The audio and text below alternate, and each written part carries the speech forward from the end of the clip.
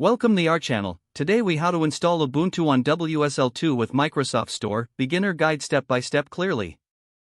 To install Ubuntu on WSL2 using the Microsoft Store, begin by ensuring you have Windows 10 version 2004 or higher installed on your. Open the Start menu by clicking the Windows icon in the bottom left corner of your screen. Type Turn Windows Features on or off into the search bar and select the corresponding result. In the Windows Features window, scroll down and locate Windows Subsystem for Linux. Check the box next to Windows Subsystem for Linux. Restart your computer when prompted to apply these changes. Once your computer has restarted, open the Start menu again and type PowerShell. Right-click on Windows PowerShell and select Run as Administrator. In the PowerShell window, type the following command to set WSL2 as your default version. WSL set default version 2. Press Enter to execute the command. Now, open the Microsoft Store from the Start menu. In the store, type Ubuntu in the search bar and press Enter. You will see several versions of Ubuntu listed. Select the version you would like to install, such as Ubuntu 20.04 LTS.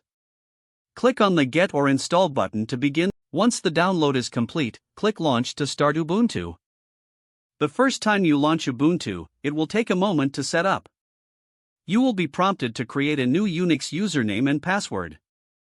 Enter your desired username and password, then confirm the password when prompted.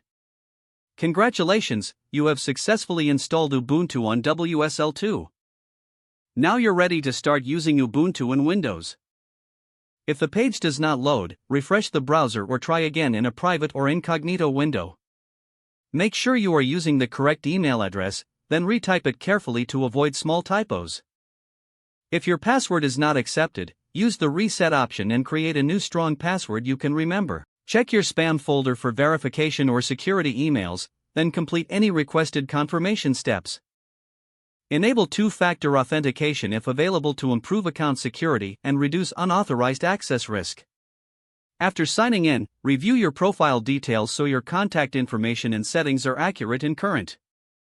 If you see an error message, note it down and try again after restarting your device and internet connection.